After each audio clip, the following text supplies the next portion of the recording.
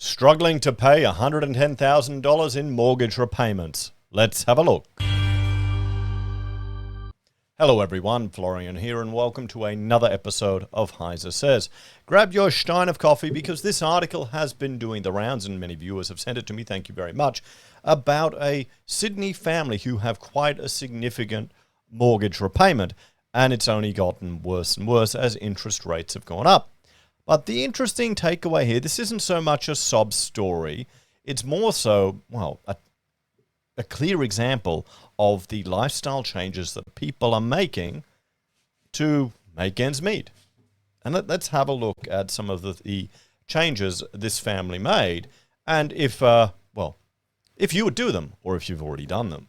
I think a lot of the viewers of the channel would have already done them. So, a Sydney family, so right there, we know they are paying a significant amount for housing. Let's bring that up. Let's look at the asking prices for Sydney. Let me just fix my stream deck right here. This is Sydney asking prices from SQM. There we go. Let me full screen it so I can see what we're looking at here. There, 1.7. Whoa. For all houses, 3 bedders, 1.5. $1.5 million. So you're not talking, this is Sydney. You're not talking cheap, you're talking expensive housing. So that already is, well, something we should be aware of. So let's bring that article back up. A Sydney family are cutting back on subscriptions. Yep. They're shopping at Aldi. Yep. Selling their Lexus, so the second car, for cash as their mortgage is set to double. So they're cutting discretionary spending here. They're getting rid of things they don't need. They're selling stuff they don't need. And they're shopping at Aldi. Aldi is cheaper. We've looked at it. We should probably update it again. Rachel and I, we went through Costco. We joined Costco and I was there going, oh, look how cheap this is. Look how cheap this is. She was there with a Surface laptop and an Excel spreadsheet where she'd calculated was comparing the costs of the brand name bulk packaged items at Costco on a per weight basis to what we could get at Aldi. And Aldi was still a little bit cheaper. Not that much, but a little bit. Enough for us to make it worthwhile. And we're a big family, so we do big shops. So, an Australian man is knuckling down as his mortgage repayments are set to double by June this year to an eye-watering $110,000. So Stephen DeSellis owes a $2 million, he owes on a $2 million home in the plush Sydney harbourside suburb of Harbourfield, but is hemorrhaging cash as the interest rates continue to rise. On Tuesday, the RBA handed down their decision for April, revealing they had paused interest rates for the time being. Even so, Mr. DeSellis, 44, is drowning in debt and could soon be falling off a mortgage cliff. Now, we're going to see another article later tonight about this mortgage cliff. This is where those of us who locked in our mortgage in the last few years are going to come off that low interest rates. I was talking to my neighbor this morning. I think she got 1.79, something crazy low. And what do you got? 3 years, 4 years, maybe 5 years of that very low rate, and you'll be off it. And I know a lot of them are. We're on 1.99. We've got until November 2024. Before that, then we switch over to variable. So we're part of that mortgage cliff. Now, the thing is, a lot of us, we've had mortgages for some time. Going off this cliff means we'll just return to rates that we're probably used to in the past. It's going to be the people that bought during the mania that used the lower rates that they could lock in as a way of increasing their purchasing capacity and maybe stretch themselves too far. They're the ones who'll feel it. On Tuesday, the RBA, we read that.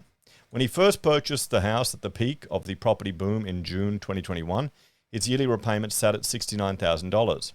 But now, following 10 consecutive interest rate rises, and with his fixed mortgage rate set to expire in June, that amount will jump drastically to $110,000. Now, considering he's borrowed so much money and is a professional, I'm sure he's planning for that. And he is. He obviously already is planning for it. The family, who have 3 young children, had to sell their Lexus. I mean, I know the problem with the luxury European brands is they cost a shitload to maintain. I had a little Smart for 2. It was a Mercedes. It was a convertible. And just the service costs were insane compared to the Toyota or the Camry. Go the Japanese, guys, not the Germans. He's cancelled regular outings to restaurants on date nights with his wife in preparation. Well, yeah, that's a luxury. Okay, eating out at restaurants is a luxury. You don't need to do it. Just do it much less. So, I'm going to get absolutely slammed, he told the Australian Financial Review. His home loan, $400,000, is currently on a variable rate of 5.5. The rest is a fixed rate, but will be transferred over to 5.5 in June. However, some of Australia's big four banks think there's still a way to go with rate rises forecast, and the cash rate won't be terminal until at least May. Now, he's already paid off. Do they say that in this article? Maybe they hint at it later. He's paid that off already. So the variable amount he's paid off in a couple of years, the $400,000, they'll be fine. This guy knows what he's doing, okay? He's attacking it. He's doing all the things that we should do to prepare for this. But you know what's happening here? This is showing you the discretionary spending is disappearing, taking the wife out for, a date night maybe once a week or once a fortnight. How much is that? $200, $300 in the restaurant?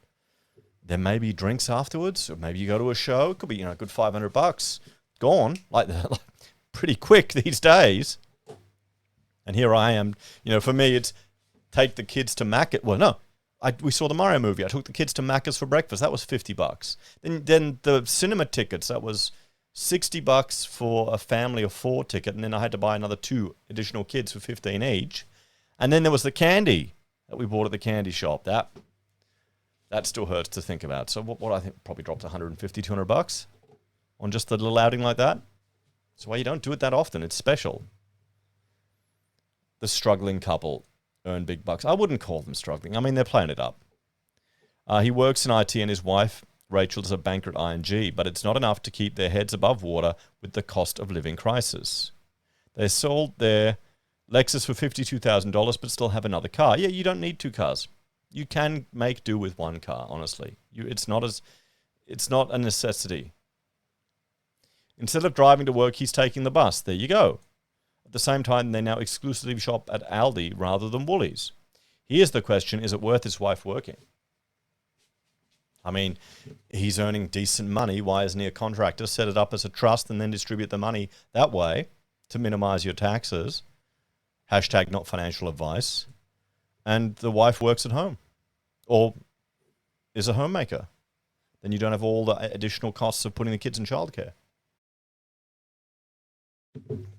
Hey, it's time to think outside the box. They've cancelled their Foxtel subscription. Do people still get Foxtel? It's all streaming, isn't it? The family are also reining in their luxury overseas holidays and have resorted to small, long weekend trips to Shoalhaven or Port Stephens. Okay, so, I mean, they're not struggling, okay? This is not a family that's struggling. This isn't Struggle Street. These are professionals that are obviously well-educated, that are making the steps necessary to plan for this interest rate increase. This is showing you what people are doing to prepare.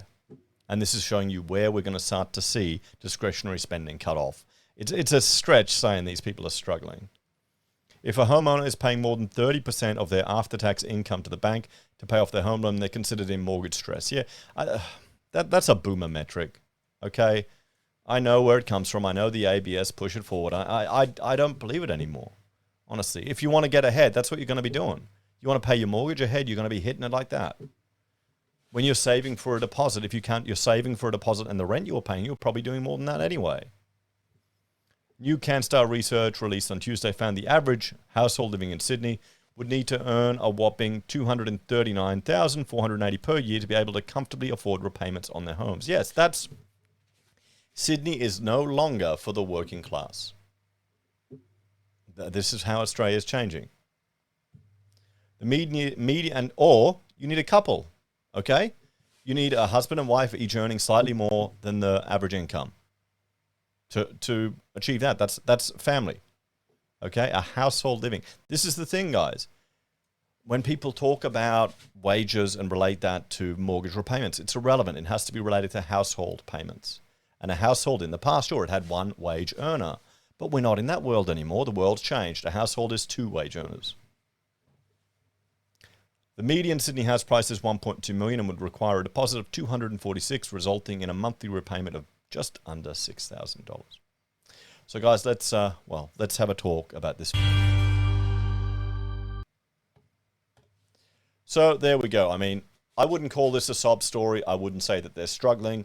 They're making necessary sacrifices that you're going to have to do when, well, paying off your house is costing more. That's just part of it. I think in the Fin Review article, they also had some renovations they had to do to the house. And this News.com article didn't mention the fact that they'd already paid off that $400,000. So, you know, what do you reckon, guys? Sob story or just a sign of how people are preparing? I mean, that's one hell of a mortgage. It's a damn big mortgage. But if you're earning the money and you can service it, good on you. Yeah, good on you. Now you're just going to have to, cut back. I'd encourage you to look at bulk buying your meat, freezing it, finding a way to save money like that too. Anyway, guys, what do you reckon? As always, thanks for watching. Check out Heise BIM and Heise Does. And if you're a fan and enjoy the content I create here, you can support us on YouTube or Patreon. Use our referral links, buy our pocket squares, or call us if you need an architect. Take care. Have a great day. I'll see you all in the next episode of HeiseSays. Bye for now.